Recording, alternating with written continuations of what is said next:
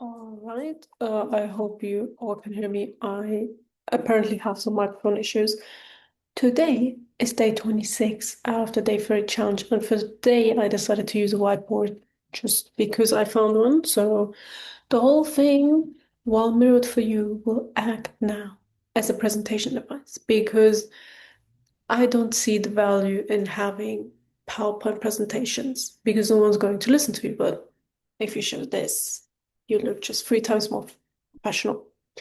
Anyways, topic of discussion slash thought is how post LLM AGI will look like. Because if you have seen in the news, in essentially recent conversations with tech CEOs, the race to AGI has begun, and the US and China are leading it.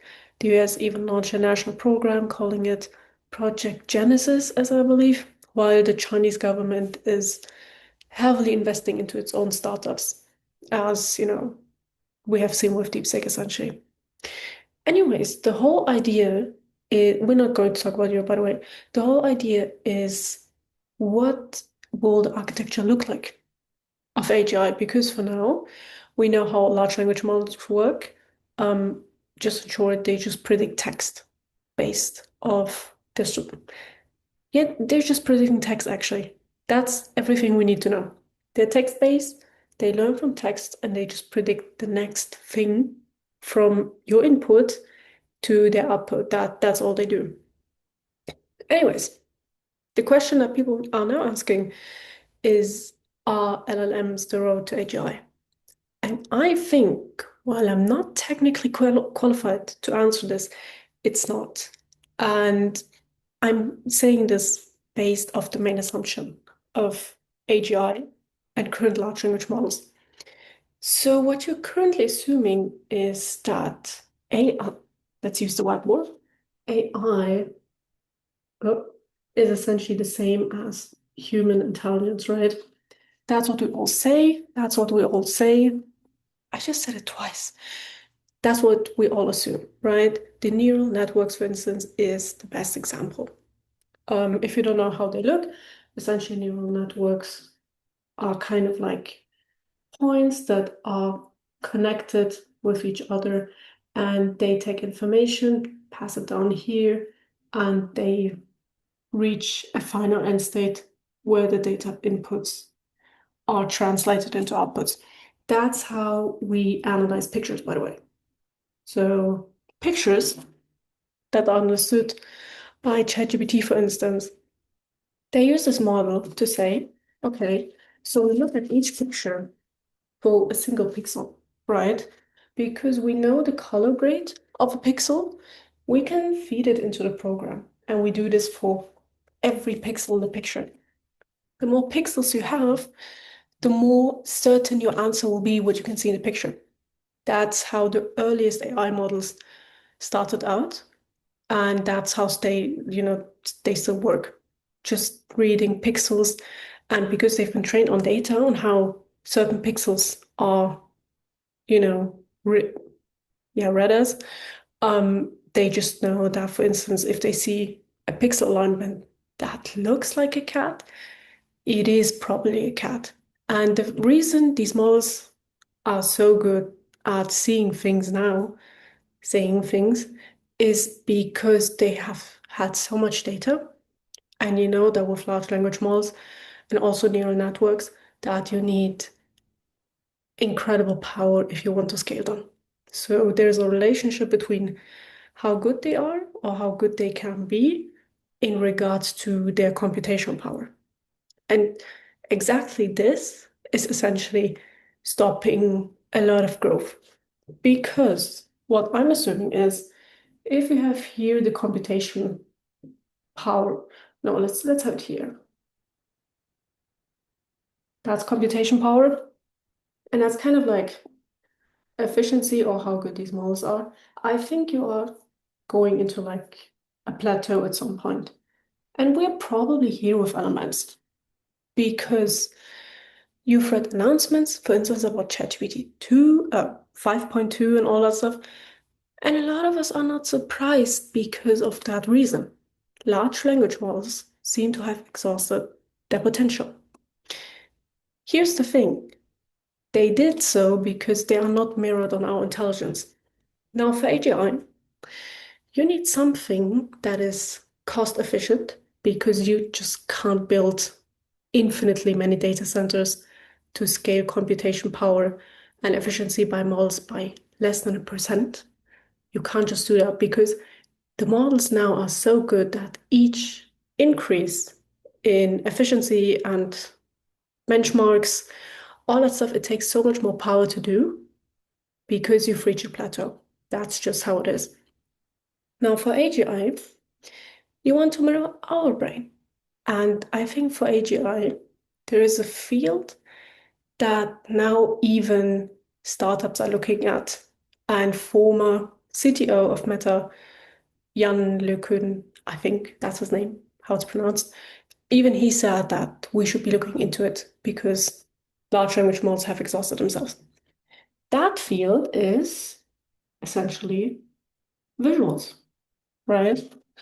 Because if you look at the history of how our brain evolved, there are two things that happened. One, we are able to see things and locate them in a three-dimensional room. And second, we can navigate. So this makes us an agent in an environment. That's what, for instance, robots are not. Like they'll just train you, or like they'll train a lot of data into these robots, but at the end, they're not agentic. They just have seen so many things in virtual worlds and have learned how to do certain things. But at the end, they're not like us. And neither are AI agents, by the way, because even those are pre-programmed in a way to solve tasks that is not necessarily novel, and it still takes a lot of energy. So if I say that models should do the same thing as we do in terms of visual recognition of environments, how do we do that? And here's the thing, I am not qualified to talk about the systems in terms of how to build a model that can see its environment and tell you without a lot of data what you can see. And the reason for that is because I'm not a technical person. But what we can assume is that because these models learn to see that you can decrease the amount of computing efficiency and the amount of power because they start to be at least a bit more agentic. I think that's what might be happening because if we even look at there is a person in Silicon Valley who's known as the godmother of AI. Her name is Dr. Fei Li. I hope I have the name right because I've read her startup vision 4 months ago, which is for her startup regarding essentially the issue that we've been talking about, that AI is not agentic enough unless it learns to see, because that's how our brain evolved. And she essentially writes that this issue is so complex that it should be the new North Star for AI research. And I think she's right, because again, if you read about how our brain evolved, based on that we can navigate our room, we can start to develop goals. So the main reason we are able to see many scenarios and goals in front of our eyes, essentially, even though they did not happen, is because we can navigate rooms and environments. So if you see, for instance, a waterfall, you know what is going to happen. If one, you do not go near it. Two, you swim in a waterfall. And three, you just jump off the waterfall. You know what I mean? Like you can imagine all these ways, and that's something AI cannot do yet. And that's something that is still entirely human, namely thinking of scenarios and knowing how visually they will look. If AI is able to do that, then it has crossed, I'd say, a visual benchmark in terms of it can now set goals. So now it's agentic to set goals, to see scenarios visually, and think in a very complex way how these scenarios will work out. And that's why we'll have AGI, because it's not matured AGI, but you are maybe one step away from creating a single system that knows what will happen when it exists. And if it is self-conscious, that's where you have an issue. And that's why, the visual thing is so important to recognize, because that's how we formed our intelligence. Our intelligence does not stem from books, from art, from religion. It stems from orientation. And that's something I think a lot of people do not think about unless they have been somehow reading works on essentially the evolution of our brain. And there are not a lot of people who do that. Anyways, I hope this was just straw on my table, in some ways enlightening. I know I didn't use the whiteboard as much as I'd like to, but I think I made my point clear. And for that, I think the video is essentially ending for day 26.